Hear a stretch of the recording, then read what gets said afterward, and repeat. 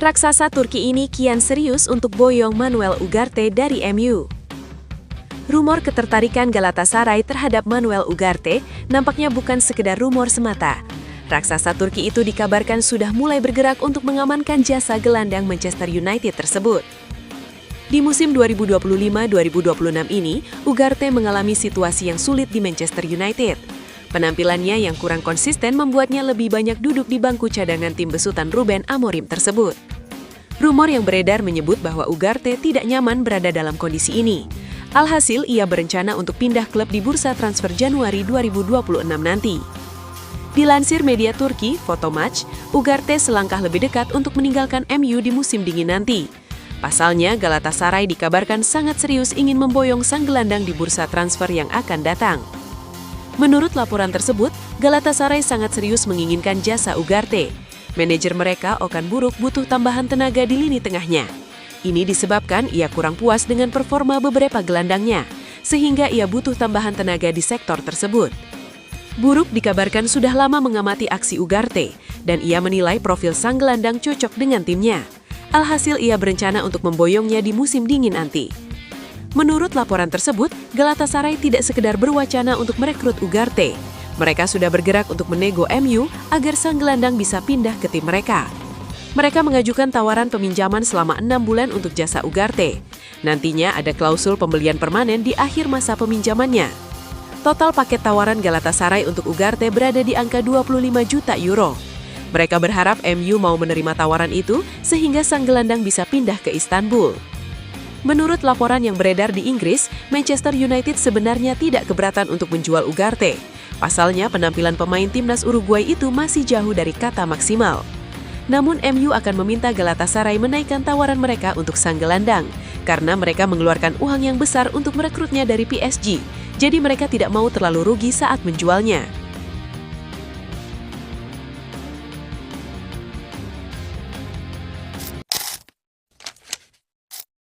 Kemenangan tipis 1-0 atas Newcastle pada Boxing Day memberi suntikan moral bagi Manchester United di Old Trafford.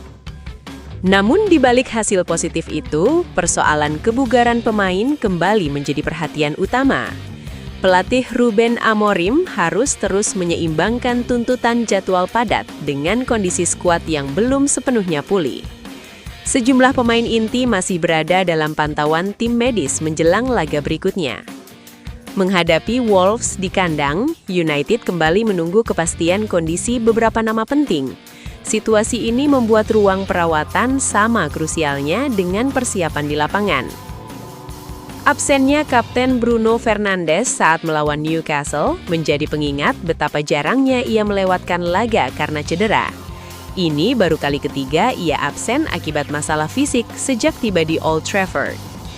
Gelandang Portugal itu mengalami cedera otot ketika United kalah dari Aston Villa.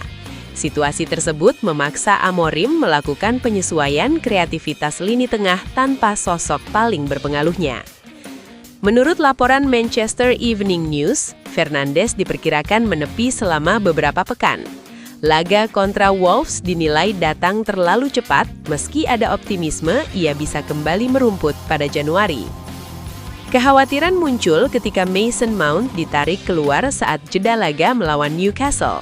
Amorim menjelaskan sang gelandang merasakan sesuatu dan diganti sebagai langkah pencegahan meski ingin melanjutkan pertandingan. Keputusan itu diambil dengan penuh kehati-hatian, mengingat riwayat cedera Mount sejak bergabung dengan klub. Kabar baiknya, belum ada indikasi cedera serius, dan ia berpeluang tersedia untuk laga Wolves atau perjalanan ke Leeds awal tahun depan. Sementara itu, Kobbie Mainoo telah absen dalam 2 laga terakhir akibat cedera betis. Amorim memilih tidak mengambil resiko terhadap pemain muda yang dianggap sebagai aset jangka panjang klub.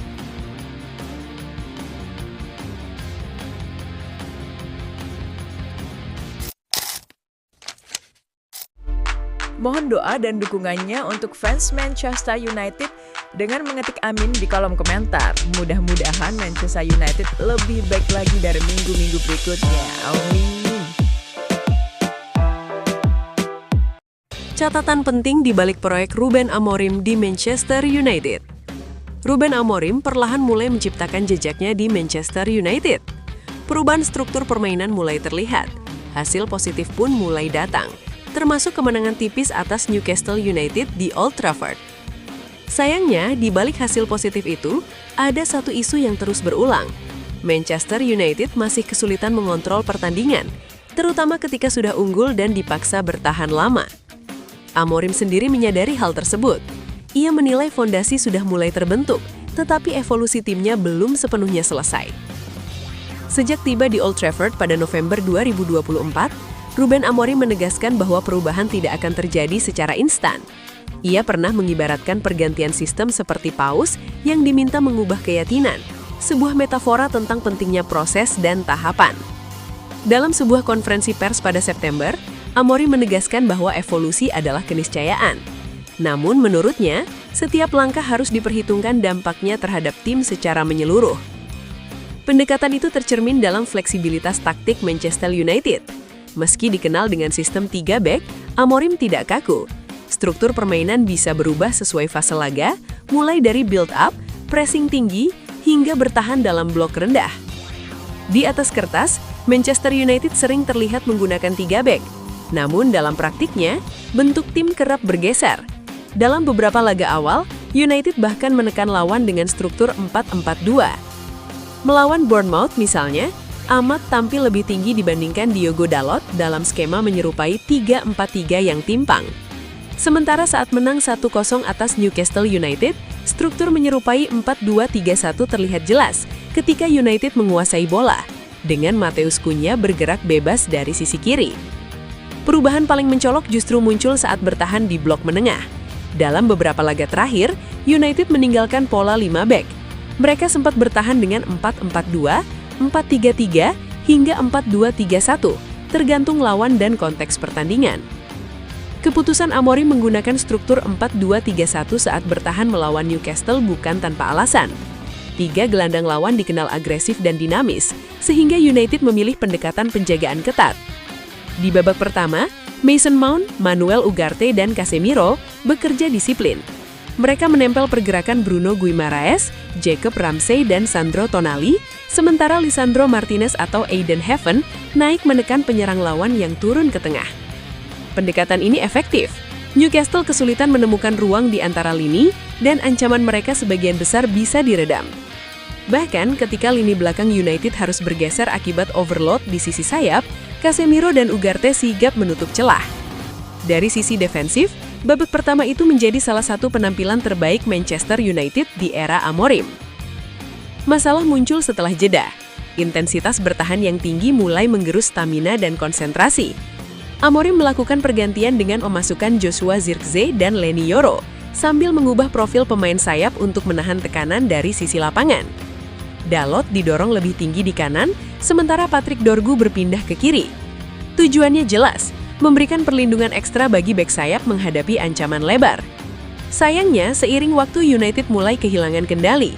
Gelandang Newcastle tidak lagi dijaga seketat babak pertama. Pergerakan tanpa bola Guimaraes dan Tonali menciptakan ruang, terutama di 10 menit terakhir, ketika United bertahan sangat dalam. Amorim mengakui situasi itu selepas laga. Ia menilai timnya harus menderita lebih banyak dari pertandingan lain, meski ada kepuasan melihat para pemain rela mengorbankan tubuh demi menghalau setiap bola. Dalam pandangan Amorim, kunci persoalan ada pada satu kata, kontrol.